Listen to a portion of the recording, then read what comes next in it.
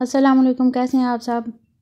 और आपको ये स्टोरी कैसी लग रही है मुझे कमेंट ज़रूर कीजिएगा और बताइएगा। और कोई और स्टोरी अगर आप चाहते हैं कि मैं रीड करूं तो वो भी बताइएगा। चलें शुरू करते हैं। केस नंबर 8, मन के मोहल्ले में शकील अहमद चौहान। क्या लगती है वो मेरी, इसका क्या रिश्ता है मुझसे। मुजम्मल होटल के कमरे में अपने ख्यालों में खोया हुआ था। 2 बजे उसकी जर्मनी से आए हुए क्लाइंट के साथ मीटिंग थी। मीटिंग पॉइंट एक 5 स्टार होटल की लॉबी था। मीटिंग से फारिग होने के बाद मुजम्मल ने मार्टिन के साथ उसी होटल में डिनर किया। उसके बाद प्रोटोकॉल की कार से मार्टिन को एयरपोर्ट ड्रॉप करके आया। जब वो होटल वापस आया उस वक्त रात के 9 बज रहे थे। थकावट से उसका बुरा हाल था। उसने कुछ देर सोचा, फिर दादी को कॉल करके इत्तला दे दी कि वो कल आएगा। अब होटल के कमरे में भी उसको चैन नहीं था। पिछली रात भी उसने आंखों में काटी थी। एक इंसान को एक दिन में तकरीबन 60,000 ख्याल आते हैं। जारी है।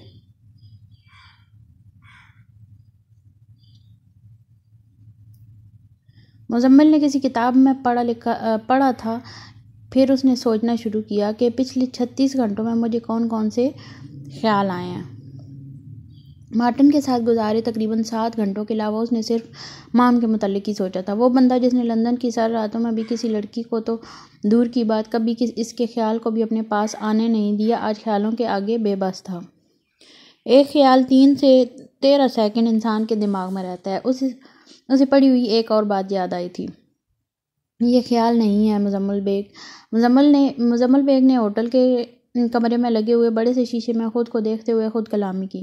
क्या ये उसका औरा है। वो फिर खुद को देखते हुए बोला, मगर औरा तो 8.5 मीटर तक होता है। यहाँ से मिराज के कोई 350 किलोमीटर तो होगा। मुजम्मल ने खुद से अंदाज़ लगाया और मॉडल टाउन से 72 किलोमीटर ही है। इस बार उसने यकीन से कहा था।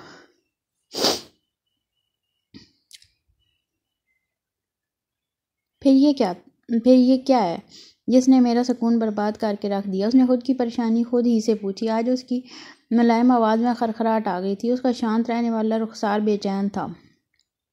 क्या मैं बीमार हूँ। उसने खुद से ही अगला सवाल किया। ज़रूर ये कोई साया है, या फिर किसी ने तुम पर काला जादू कर दिया। उसके दिमाग में एक ख्याल ये भी आया।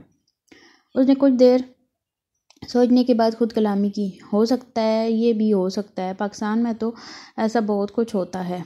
मुजम्मल बेग तो इतना ज़ईफ़ उल एतक़ाद तो नहीं था जो आस्तानों, जोशियों, नजूमियों और जादूगरों के पास जाता फिरे। उसके अंदर से आवाज़ आई, फिर ये क्या है। वो अपनी खुद की आवाज़ में शिकस्त और रीख से चिल्लाया। उसका ब्लड प्रेशर हाई हो चुका था। दिमाग ने काम करना छोड़ दिया था। उसके माथे पर शिकने थीं। दिल ने मौके का फ़ायदा उठाया और हौले से बोला, मुजम्मल बेग, आपको मोहब्बत हो गई है ना, तो आप इस जज्बे को साइंसी पॉइंट ऑफ व्यू से समझने की कोशिश करें और ना ही देसी तरीके से। सिर्फ मुझसे पूछें, इसका जवाब सिर्फ मेरे पास है। दिल ने जल्दी से अपनी बात ख़त्म करके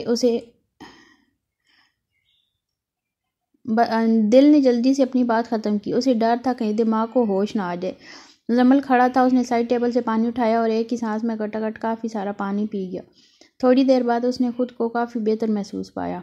अब वो काफ़ी हद तक पुरसकून था। नींद फिर भी उससे कोसों दूर थी।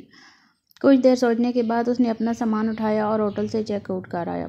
थोड़ी देर बाद वो गाड़ी ड्राइव कर रहा था। रात के 1:30 बजे वो मोटरवे की बजाय जीटी रोड से सफ़र कर रहा था।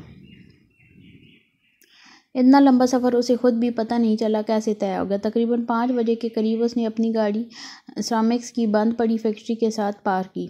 फजर की अजान की हल्की हल्की आवाज़ उसके कानों में पड़ी। उसने गाड़ी का दरवाज़ा खोला तो अजान की आवाज़ वाज़ेह सुनाई देने लगी। हकीम साहब फजर की अजान दे रहे थे। वो मस्जिद के अंदर चला गया। वज़ू करने के बाद जब वो मस्जिद के हाल के अंदर दाखिल हुआ, हकीम साहब की नज़र उस पर पड़ी।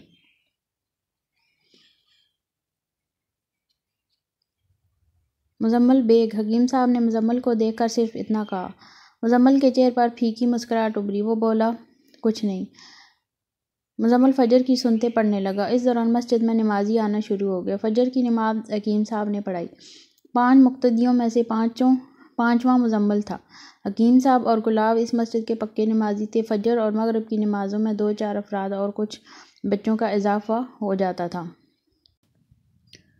गुलाब ने गौर से मुजम्मल को देखा, हाथ मिलाया और चला गया। हकीम साहब को तशवीश हुई मुजम्मल को देखकर। फिर भी वो खामोश ही रहे। सारे नमाजी जा चुके थे। सिर्फ हकीम साहब और मुजम्मल मस्जिद में बैठे थे। मुजम्मल ने हकीम साहब को सलाम किया और चल दिया।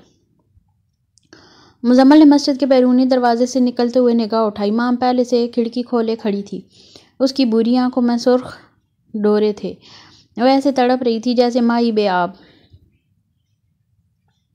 मुजम्मल ने सिर्फ उसे एक नज़र देखा। एक नज़र ही से उसकी आंखों में नूर उतर आया था। दिल की धड़कन तेज़ थी पर उसको करार मिल गया था। मुजम्मल ने अदब से गर्दन झुकाई और अपनी गाड़ी की तरफ चल पड़ा।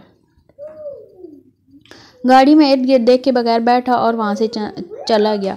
मुजम्मल के जाने के बाद माम की हालत जल बिन मछली जैसी बिल्कुल भी नहीं रही थी, बल्कि वो तो मोहब्बत के झील में गोता जन थी।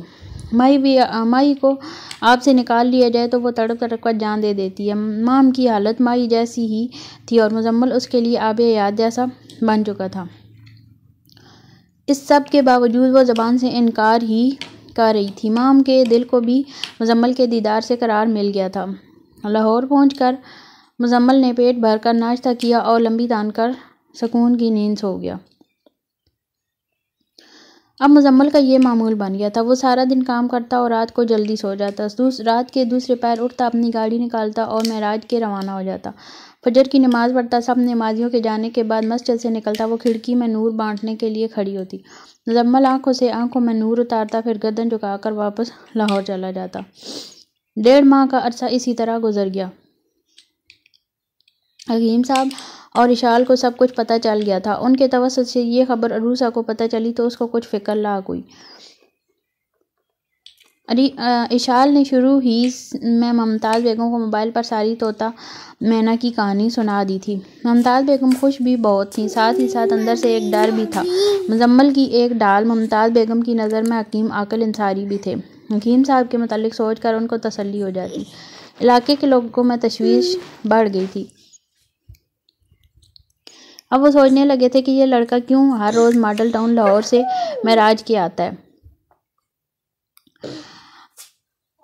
फिर एक दिन इलाके के लोगों को खबर मिली कि सेठ मुजीब की बंद पड़ी फैक्ट्री मुजम्मल बेग ने ख़रीद ली है। एतराज़ की जगह अर्जियां होने लगी। मुजम्मल ने बंद पड़ी फैक्ट्री में दोबारा काम शुरू करवा दिया। इलाके के नौजवानों को रोज़गार मिल गया। उस इलाके में लोग इसकी इज़्ज़त करने लगे। इज़्ज़त क्यों ना करते। उसने काफ़ी सारे घरानों की बच्चों को काम पर जो लगा लिया था। उसका अपने मुलाजमों से सलूक भी बहुत अच्छा था और सबसे बढ़कर मुनासिब तनख्वाह, वो भी वक्त पर। अब उसकी फजर के वक्त मेराज के आने पर किसी को हैरत भी ना थी। लोगों को तशवीश भी दूर हो गई थी।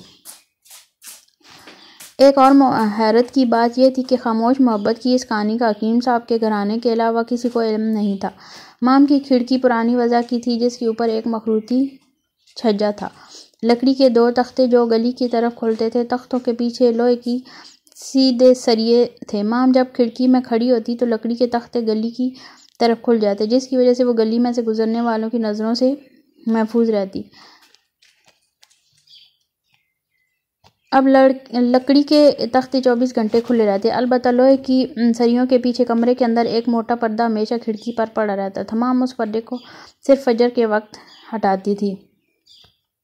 वो 24 घंटों में सिर्फ चंद मिनट के लिए खिड़की में खड़ी होती थी जब मुजम्मल ने मस्जिद से निकलना होता। मेराज के गांव दूर था। अड्डे पर बहुत कम लोगों की रिहाई थी। फैक्ट्री के पीछे सिर्फ 8-10 घर थे, जिनकी नमाजियों के जाने के बाद ही मुजम्मल मस्जिद से निकलता था। हकीम साहब को पता उनकी हिकमत की वजह से लगा था। उन्होंने पहले दिन ही अंदाज़ा लगा लिया था जब माम ने गुलाब के हाथ ये कहकर मस्जिद में चाय भिजवाई थी, खान चाचा, हकीम साहब का कोई अजीज़ बारात के साथ आया है, उसे मस्जिद में चाय दे आए। माम ने मेहताब खान को चाय देते हुए कहा था। हकीम साहब इशाल को क्यों नहीं कहता, गुलाब ने सवाल किया था। इशाल शादी हाल में है। अरूसा चची की तबीयत ठीक नहीं, मैं घर दवाई खाने के लिए आई थी। हकीम चाचा ने मुझे देखा तो कह दिया। ठीक ठीक, अब हम समझा, हम दे देता है चाय। गुलाब ने चाय पहुंचा दी थी।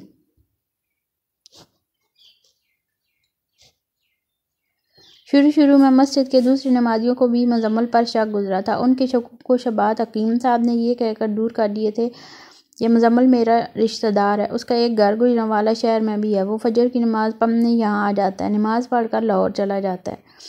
शुरू में एक दिन गुलाब ने हकीम साहब को अकेले में पूछा, हकीम साहब ये तो ठीक है, ये लड़का तुम्हारा रिश्तेदार है, लेकिन मड़ा इसका रोज़ आना, दाल में कुछ काला ज़रूर है। हकीम साहब और गुलाब बात करते करते मस्जिद के आते से बाहर आ चुके थे। गुलाब खान बात दरअसल कुछ और भी है। तुम्हारा शक बिल्कुल ठीक है। ये लड़का ये फैक्ट्री ख़रीदना चाहता है, पर किसी ने उसको डराया। यहाँ फजर से पहले जन्नात चक्कर लगाते हैं, ये इसलिए हर रोज़ फजर के वक्त खुद आकर देखता है। ये बात तो सरासर झूठ है। हम इतने साल यहाँ चौकीदारी की है, ऐसा तो कुछ नहीं। हम मुजम्मल साहब को खुद बताएगा। नहीं गुलाब खान, उसे खुद तस्दीक करने दो। मॉडल टाउन में मुजम्मल के घर में भी मुमताज़ बेगम के अलावा सारे मुलाजिम हैरान थे कि मुजम्मल साहब फजर से पहले कहाँ जाते हैं। मुमताज़ बेगम ने सबको सख्ती से मना किया था कि वो इस बारे में मुजम्मल से कोई सवाल नहीं करेंगे। फैक्ट्री खरीदने के बाद मुजम्मल की रूटीन में एक फ़र्क आया था। वो मस्जिद से निकलता, एक नज़र माम को देखता, कभी लाहौर वापस चला जाता और कभी अपनी फैक्ट्री में चला जाता, मेन गेट की तरफ से जो मेन जीटी रोड पर था।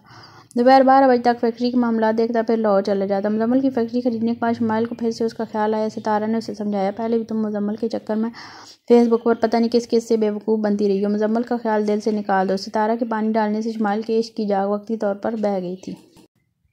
अगर आपको ये वीडियो अच्छी लगी है तो लाइक, शेयर और सब्सक्राइब ज़रूर कीजिएगा। मिलेंगे नेक्स्ट वीडियो में, तब तक के लिए अल्लाह हाफ़िज़। और इस वीडियो में थोड़ी सी मेरी बेटी की आवाज़ें आ रही हैं, तो काइंडली थोड़ा सा कंप्रोमाइज़ कीजिएगा। शुक्रिया। अल्लाह हाफ़िज़।